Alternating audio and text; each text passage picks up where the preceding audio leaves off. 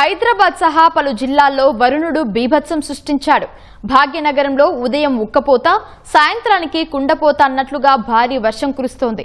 లోతట్టు ప్రాంతాలను వరద ముంచెత్తగా రోడ్లు చెరువులను తలపించాయి. ట్రాఫిక్ తో వాహనదారులు ఇబ్బందులు ఎదుర్కొన్నారు. వరుసగా పడుతున్న వర్షాలతో జిల్లాల్లో పంటలు దెబ్బతింటున్నాయని రైతులు ఆందోళన వ్యక్తం చేస్తున్నారు. పిడుగుపాటుకు 2 మృతి చెందారు. ఉత్తర ఈశాన్య బంగాళాఖాతంలో కొనసాగుతున్న ఉపరితల ఆవర్తన ప్రభావంతో హైదరాబాద్ లోని పలు ప్రాంతాల్లో మళ్లీ కుండపోత వర్షం కురిసింది. కార్యాలయాల నుంచి ఇళ్లకు వెళ్లే సమయానికి వరుణుడు ప్రతాపం చూపడంతో రోడ్లన్నీ కాలువల్లా మారాయి. ఎక్కడ చూసినా కిలోమీటర్ల మేర బారులు తీరిన వాహనాలే కనిపించాయి. కిలోమీటరు ప్రయాణానికి గంటకు పైగా సమయం పట్టింది. రోజు సాయంత్రం పడుతున్న వానతో హైదరాబాద్ నగరవాసుల అవస్థలు అన్నీ ఇన్ని కావు. అమీర్పేట, పంజాగుట్ట, ఎర్రమంజిల్, సోమాజిగూడ, ఖైరతాబాద్, లకడీకాపూల్, నాంపల్లిలో రహదారులపై ఎటు చూసినా వరద హోరుతో వాహనాల రద్దీ కనిపించింది. అనేక ప్రాంతాల్లో అంబులెన్సులు ట్రాఫిక్ లో చిక్కుకుపోయి రోగులు ఇబ్బంది పడ్డారు. ఐటీ కారిడార్లోనూ కిలోమీటర్ల మేర వాహనాలు బారులు తీరాయి. మెహదీపట్నం, ఎన్ఎండీసీ, మాసప్ ట్యాంక్ క్రాస్ రోడ్డుపై ప్రయాణం నరకాన్ని తలపించింది. షేక్పేట వంతెనపై నుంచి టోలీ చౌకీకి వెళ్లే మార్గాన్ని ట్రాఫిక్ పోలీసులు మూసేశారు.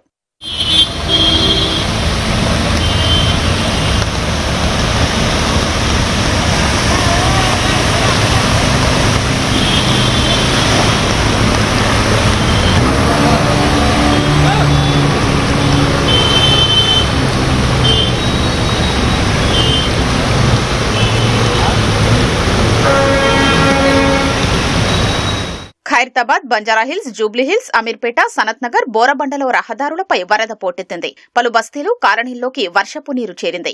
యూసుఫ్ గూడలో ప్రవాహం ధాటికి బైక్లు కొట్టుకుపోయాయి.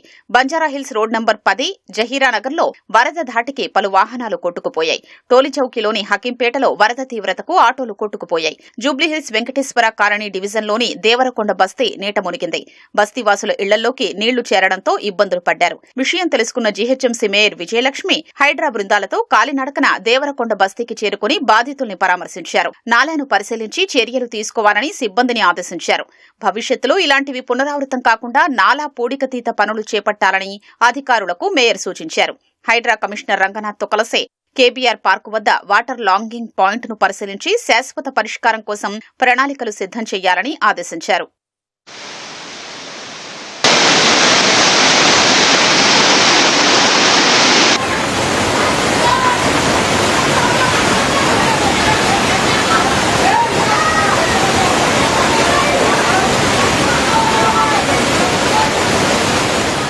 పలు జిల్లాల్లోనూ వర్షాలు జోరుగా కురుస్తున్నాయి. యాదగిరిగుట్ట, ఆలేరు, రాజపేట, తుర్కపల్లి, బొమ్మల రామారం, మోటకొండూరు మండలాల్లో మోస్తరు వర్షం కురిసింది. యాదగిరిగుట్ట ఆలయ సన్నిధిలో చిరుజల్లులు పలకరించాయి. ప్రసిద్ధ పుణ్యక్షేత్రం వేములవాడ తడిసి ముద్దైంది. రాజన్న స్వామివారి దర్శనానికి వచ్చిన భక్తులు వర్షంలో తడుచుకుంటూ వెళ్లాల్సి వచ్చింది. ఏకధాటిగా కురుస్తున్న వర్షాలకు పంటలు దెబ్బతింటున్నాయని నల్గొండ జిల్లా రైతులు వాపోతున్నారు. వానలు, గాలులకు వరిచేలు నేల కొరుగుతున్నాయని ఆవేదన వ్యక్తం చేస్తున్నారు. పంట చేతికొచ్చే సమయంలో వర్షార్పణం అవుతున్నాయని గగ్గోలు పెడుతున్నారు. నల్గొండ, తిప్పర్తి, కనగల్, మాడుగులపల్లి మండలాల్లో పంటలు నీటిపాలయ్యాయి. ప్రభుత్వమే ఆదుకోవాలని కోరుతున్నారు. మొన్నటిదాకానే వర్షాలు పోయింది. ఇప్పుడు అదో ఏదో చేసి మేము నాటు పెట్టుకొని చేసి తీర పంట చేతికొచ్చే ముందల వరి కోసే ముందల ఇట్లా వర్షాలు వచ్చి అగాల వర్షాలు వచ్చి ఆగమైపోయింది.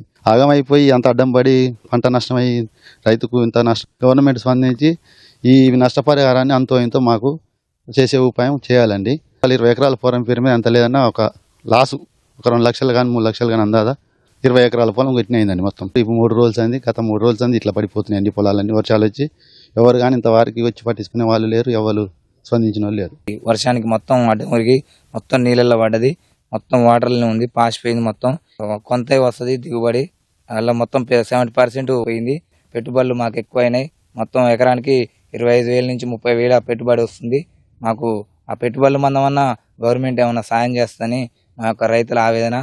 మాకు నష్టపరిహారం ఇవ్వాలి. లేస్తే వ్యవసాయం మీద ఆధారపడి బతకటోని నాకు ఈ వర్షాల వల్ల పంట చాలా నష్టం వచ్చింది.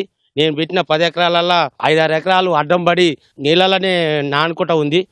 ఈ పత్తి చేలు వేసిన వాళ్ళు పిండి దొరకక అడవి పిండి కాడిపోతే అప్పుడు కన్న తిప్పలు పడి పంటలు పండిస్తే ఈ వరుణ్ దేవుడు మా మీద కొంచెమన్నా కనికర లేకుండా మమ్మల్ని నేలపాలు చేసి ఆగం చేసుకుంటూ అయింది.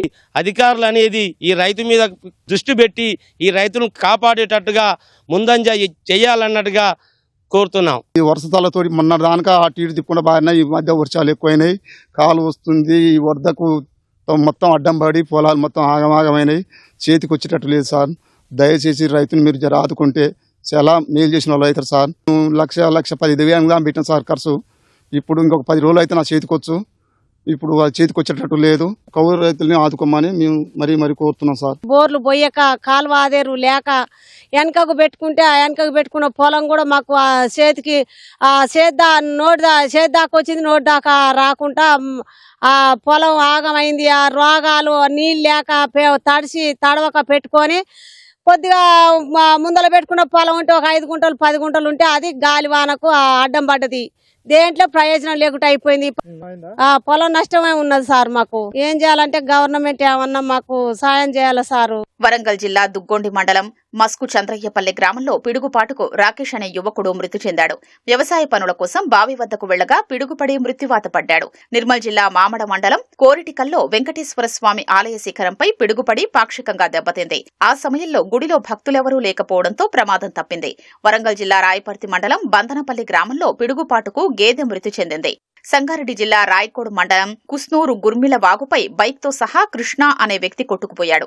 ఆదివారం సాయంత్రం గల్లంతవగా సోమవారం మృతదేహం లభ్యమైంది.